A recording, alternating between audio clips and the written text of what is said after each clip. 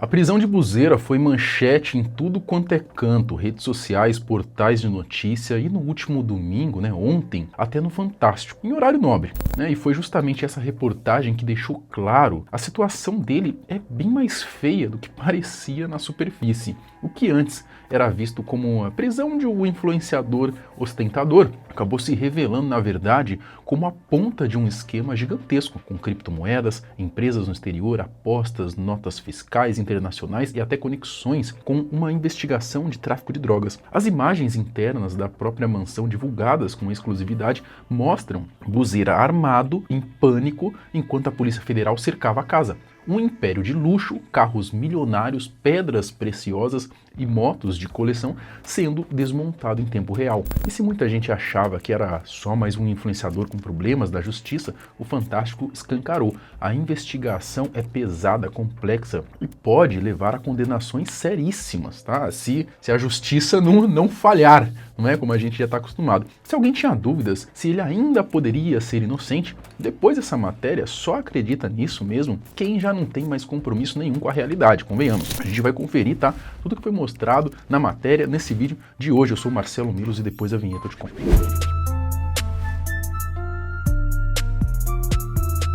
Quando a Polícia Federal bateu na porta da mansão de Buzzeira naquela terça-feira de manhã, ninguém ficou realmente surpreso. A verdade é que muita gente já imaginava que uma hora ou outra a conta ia chegar. O influenciador Bruno Alexander Souza Silva, o Buzzeira, leva um susto ao olhar pela janela de casa. Ele avisa a esposa e se levanta rápido.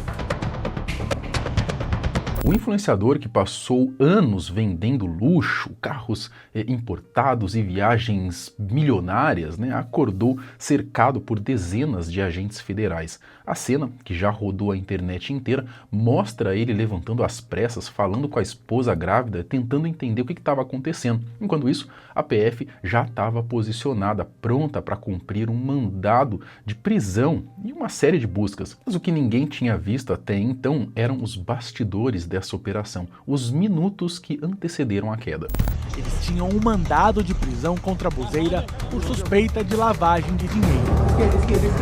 No quarto, enquanto a esposa encontra um celular debaixo do travesseiro, Buzzeira abre o armário. Ele pega uma espingarda, carrega a arma e sai. Buzzeira circula pelos cômodos com uma espingarda calibre 12, carrega munição, fala com a esposa e no meio disso tudo, a filha do casal, de apenas 4 anos de idade, assiste à cena. O clima é tenso, o que até então era vida de filme, virou uma cena de operação policial.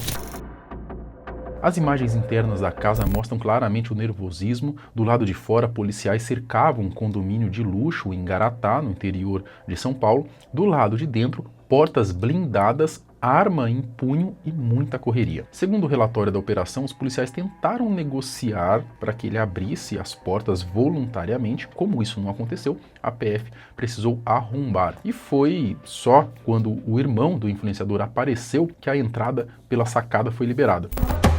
As portas dos quartos são blindadas. Segundo o relatório da ação, houve diversas tentativas de forma amigável para que Buzzeira as abrisse. De acordo com a PF, como ele não abriu, houve tentativa de arrombamento e, por fim, o irmão do influenciador permitiu a entrada pela sacada. O que a PF encontrou na casa foi mais do que um cenário de luxo, Espingarda calibre 12, pistolas, revólver, rifle, mais de 30 motos e vários carros de luxo. 2 pedras aí com certificado de esmeralda avaliadas no papel em 1,7 bilhão de reais. Meus amigos, impressionante, cara. Impressionante. Além da espingarda calibre 12, foram apreendidas 3 pistolas, um revólver e um rifle. Foram levados carros, mais de 30 motos, eletrônicos e 2 pedras identificadas como esmeraldas, com certificado de autenticidade no valor de 1,7 bilhão. Esses carros que rodavam nos stories e nos vídeos de ostentação agora estão parados na sede da PF. Luxo apreendidos na mansão de Buzzeira agora estão aqui na sede da Polícia Federal em São Paulo. Um modelo desse aqui novo pode custar mais de 4 milhões de reais e ele nem é o mais caro. Esse super esportivo, olha, xodó do influencer, custa mais de 5 milhões de reais.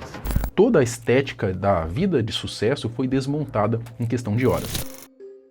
A PF vinha monitorando Buzeira havia meses. A origem oficial da fortuna era rifa online, apostas, mas a investigação apontou algo muito mais profundo, um esquema de lavagem de dinheiro extremamente bem montado. Segundo a polícia, o dinheiro das rifas não regulamentadas entrava por canais paralelos, passava por laranjas, empresas de fachada e depois era convertido em criptomoedas. Daí seguia para o exterior e voltava ao Brasil com investimento formal, carros, imóveis, empresas. É aqui que entra uma peça-chave: Rodrigo Morgado, contador e parceiro de confiança de Buzeira.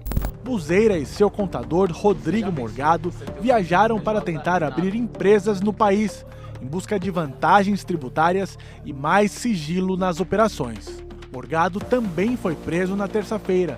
Ele mora em Santos, litoral paulista. Rodrigo não era um contador qualquer, Ele já estava sendo investigado desde 2022, quando seu nome apareceu numa operação internacional ligada ao tráfico de drogas. Lembra do veleiro interceptado no litoral africano com mais de 3 toneladas de cocaína? Pois é, o nome dele estava lá. Não era aventura, muito menos turismo. Ele estava navegando a serviço do tráfico de drogas. Segundo a polícia, Rodrigo dava apoio financeiro e também logístico ao grupo criminoso. Quando a PF quebrou os sigilos dele, o nome de Buzeira apareceu junto. Transferências, mensagens, notas fiscais, tudo conectado. Em outubro de 2024, Buzeira chega a perguntar: "Você tá com processo de tráfico? Isso pode me ferrar também?" Rodrigo responde dizendo que estão falando besteira, mas a relação deles vai muito além de amizade ou contabilidade. Ela era financeira, direta e constante. Ao quebrar os sigilos fiscal e telefônico de Rodrigo Morgado, a PF descobriu movimentações suspeitas entre ele e Buzeira. Vocês têm indícios de que esse influencer ou contador operavam no tráfico de drogas? O contador sim, o influencer ainda não. Em áudios obtidos pela PF, Rodrigo orienta Buzeira a guardar criptomoedas em dispositivos offline, sem rastros governamentais. Isso permite movimentar milhões de reais sem deixar pistas. O dinheiro vinha de rifas, apostas, transferências suspeitas, passava por contas laranjas e empresas de fachada. Depois, ressurgia limpinho, em forma de carros importados, imóveis e investimentos. Neste áudio, Morgado orienta Buzeira a comprar um dispositivo eletrônico como o dele, para armazenar criptomoedas. Que é sem rastros governamentais, e aí lá você deixar seus investimentos para poder acumular, entendeu? E quando você quisesse sacar, aí sim você convertia e realizava o saque. Segundo a investigação, os valores milionários que viriam de rifas não regulamentadas promovidas por Buzeira e de casas de apostas eram desviados por meio de contas de laranjas, empresas de fachada, criptomoedas e transferências internacionais. Um detalhe que chamou muito a atenção dos investigadores: o contador é quem pagava Buzeira e não o contrário, Isso inverte a lógica de qualquer relação profissional. Em uma mensagem, ele chega a escrever: "Rodrigo, você já mandou o dinheiro lá, mano? Tô precisando pagar um monte de gente." Além da movimentação de dinheiro em valores muito altos, o que mais chamou a atenção é que ele contratou o contador, mas era o contador quem pagava ele. "Rodrigo, você já mandou dinheiro lá, mano? Tô precisando pagar um monte de gente, me confirma aí, mano." O cidadão comum que contrata o contador paga pelo serviço dele. A gente não entendeu como é que essa via se inverteu. De onde vem esse dinheiro? Outra peça importante do quebra-cabeça é uma nota fiscal de R$1 milhão emitida por uma empresa sediante em Curaçao, no Caribe. A gente sabe que é considerado um paraíso fiscal, No papel, seria o pagamento de 6 meses de publicidade. Na prática, segundo a PF, era um disfarce para legalizar a entrada de dinheiro suspeito no país. Essa nota fiscal de R$50 milhões foi emitida por uma das empresas de Buzeira em fevereiro do ano passado. É a cobrança de cachê por 6 meses de serviços de publicidade a uma empresa sediada em Curaçao, no Caribe. Mas, para a Polícia Federal, trata-se de uma clara tentativa de simular uma origem lícita para justificar a entrada de capital.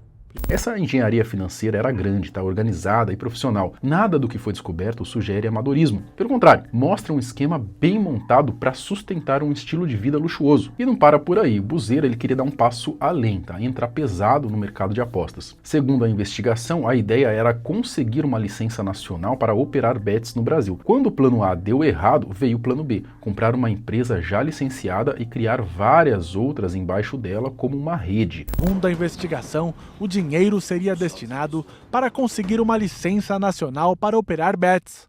Como não deu certo, veio o plano B. Comprar uma empresa que já tinha autorização. Uma das bets é que ela foi devidamente constituída, as taxas necessárias foram pagas, mas ela se desmembrou em várias outras bets, operando sob esse guarda-chuva. Em mensagens interceptadas, o Buzeira demonstra preocupação com o fato de não ser o dono oficial do CNPJ e teme ser passado para trás. O Rodrigo tranquiliza.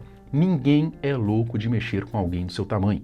Nessas mensagens, Buzeira demonstra preocupação com o fato de o CNPJ estar no nome de outra pessoa.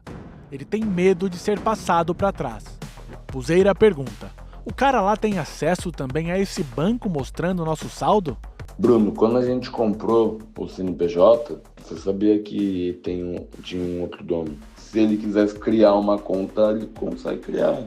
Mas não é isso que os caras vão fazer. Todo mundo sabe quem você é, sabe o tamanho da influência que você tem, o poder que você tem.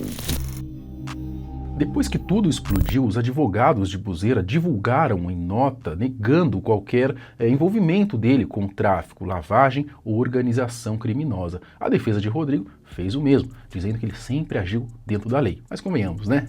É o papel dos advogados. Mas o volume de provas levantado pela PF, mensagens, documentos, movimentações financeiras e até notas fiscais internacionais mostra que o caso é mais complexo do que muita gente imagina, tá? E não vai encerrar tão cedo. De helicóptero, aí eu vi que foi um barco, aí vi que você tá de McLaren, não tô entendendo não, você tá arrumando esse dinheiro na onde?